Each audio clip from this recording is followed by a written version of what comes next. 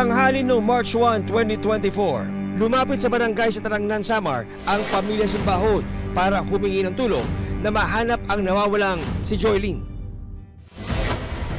Anong oras niyo ba huli nakita si Joylyn? Kanina pa, mga alas 8:30. Hindi ba tinext o tinawagan? Kanina pa rin hindi naman ako sumasagot, sir eh. Ay, Mare, napadaan ba dito si Joylyn? Hindi, Mare. Kanina pa ako dito. Hindi ko siya nakikita. Nawawala ba siya? Hindi pa daw kasi umuwi eh. Anong nangyari doon? Hindi daw dito napadaan eh. Sabi nila, mayroon daw isang babae, hindi umuwi sa kanilang tahanan. So, nang hindi nila mahanap, so instruction sa kanila ng barangay captain, mag-report sa police station. Kasama ang Tarangnan Police, sinimulan ng pamilya ang paghahanap kay Joylyn. Nagpunta kami doon sa daanan patungo sa kanilang bahay kasi yung sabi ng nakakita sa kaniya, pabalik daw ng pabalik ng tahanan nila sa kanilang bahay. Sa gitna ng paghahanap kay Joylyn, ilang mga bakas ng dugo ang napansin nila sa isang bahagi ng kakahuyan. Papunta sa looban yung dugo. Joylyn! Sundan natin. Gilbert! Gilbert, talaga! Tingnan mo, may dugo dito oh. Sa habang nandoon kami, may nakita doon na bloodstain. Kakaunti lang po ma'am, mga patak lang ma'am. Trace pa ma'am. Parang may usok doon oh. Sir, malalapit ha? Opo kayong lalapit kami na pamahala rito. Pa namin yan, sir. Hanggang sa matagpuan ang mga labi ng tao na sinunog sa gubat. Dito sa lokasyon na to, dito sinunog yung katawan, dito niya sinunog sa lugar na ito. Sa tao yun, sir. Ang ibang parte ng katawan ng biktima ay natuklasan namang nakasako at itinapon sa dagat.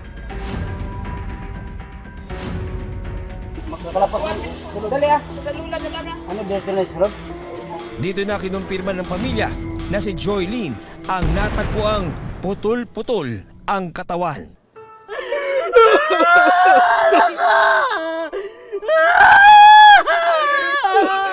Kasi yung natagpuan na parte ng katawan, merong pang part na makikita mo na babae siya. At saka wala naman ibang nawawala dito sa kanilang barangay. Na-confirm ng pamilya na siya na nga yung nawawala nilang kaanak.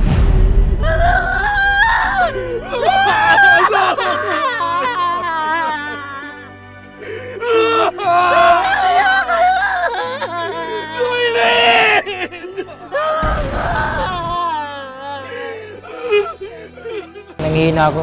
Ang hirap nga tanggapin ko. Kasi siya lang mag-isa na babae sa amin. Tapos gagano rin. Ganun lang nangyayari. Mabait po yun. Wala naman po yung kaaway eh. Sa inilabas na medical legal ng Regional Forensic Unit 8, lumalabas na hemorrhagic shock at 4th degree burns ang naging sanhi ng pagkamatay ni Joylyn.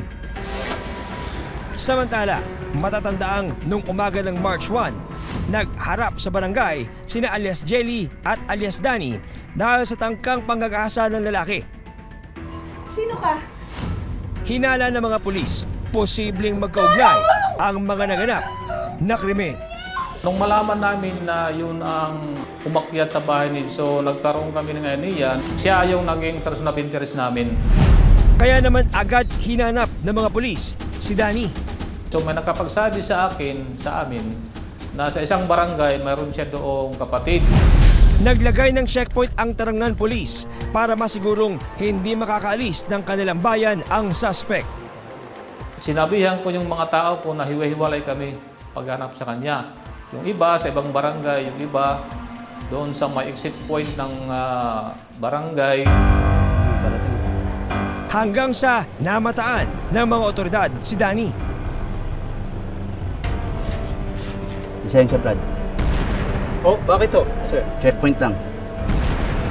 Nandoon na kami ma'am sa isang barangay. Doon namin siya nakita siya na papasok.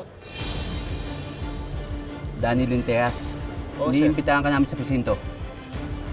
Sir, bakit? Paano ho itong motor ko? Itabi niyo lang yan.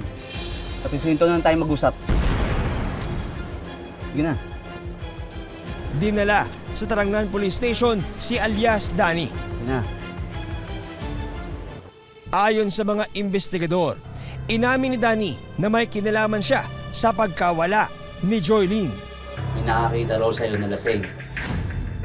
Habang papasok ka sa masukan na bukirin na malapit sa palaisdaan. Nandun ka ba kaninang umaga?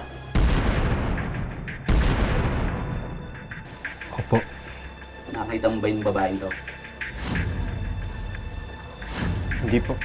Kung magsisinungaling ka, magkakapatong-patong ang kaso mo. Huling tanong ko na sa ito, ikaw ba ang pumatay doon sa babae? Opo.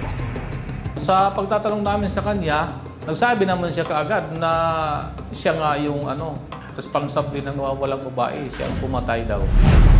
Sa pag-iimbestiga ng mga pulis, isang residente rin ang nakapagsabing umaga noong March 1, narinig niya na tila may nag-aaway sa kakauyan. Ano bang problema mo? Ha? Tawan mo ko! Mayroong nakarinig doon sa pinangyarihan ng krimen, medyo malayo-layo, pero may nakarinig doon na humihingi ng saklolo. Pero yung sabi ng nakarinig, hindi daw sila nag-react. Inakala raw ng residente na away mag-asawa ang nagaganap, kaya hindi niya ito nilapitan. Lumalabas sa investigasyon ng mga pulis, inabangan ng suspect na si Danny si Joylene habang pauwi sa kanilang bahay. Problema mo, ha? Inabangan daw niya sa daan. Sabi niya, didiskartihan daw niya, pero pumalag daw. Tawan mo ko! Walang awang sinaksak ng suspect ang biktima.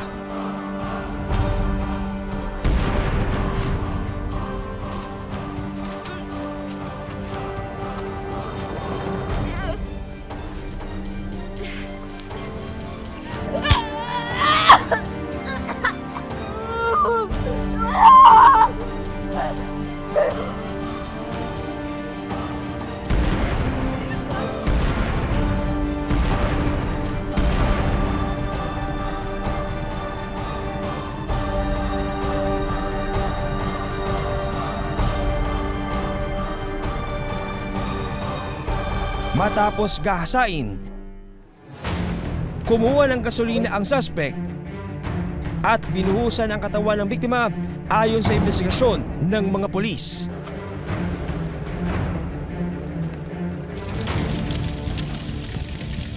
Kasi parang sakit niya na. O kasi ganyan talaga. Siya lang kasi yung babae sa amin, maging nag-iisang babae. Pinaglaroon daw po siya. Tapos sinatak pababa. Tapos yung pinagsusuntok niya yung mukha niya, pinagampas ng kahoy. Okay naman. Si Mari, kamusta na? Ayon sa mga pulis, posibleng araw-araw nakikita ni Danny sina Jelly at Joylene, kung kaya alam niya ang galaw ng mga biktima. Sa pagkakilala mo, magkakilala sila kasi magkabarangay sila. Pero yung pagtatanong namin, wala naman silang relasyon, ma'am. Nahanap sa kasong pagpatay ang suspect na si alias Danny. Kasalukuyan siya nakapiit sa Tarangnan Municipal Police Station. Yung murder case, ma'am, hindi yan billable, ma'am.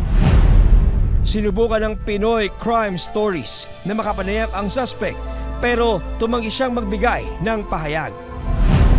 Sa pagkawala ni Joylene, naulila sa ina ang kanyang dalawang anak na edad 9 at 11.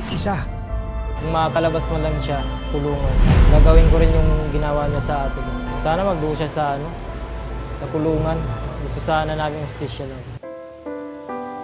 Pangako ng pamilya, hindi sila titigil hanggat hindi nakakamit ang hustisya para kay Joylene. Sana na lang bantayan niya ng mga anak niya kung saan man siya ngayon. Mas mahal na mahal ko po siya. Paalala ng mga otoridad, walang krimen na mapagtatakpan.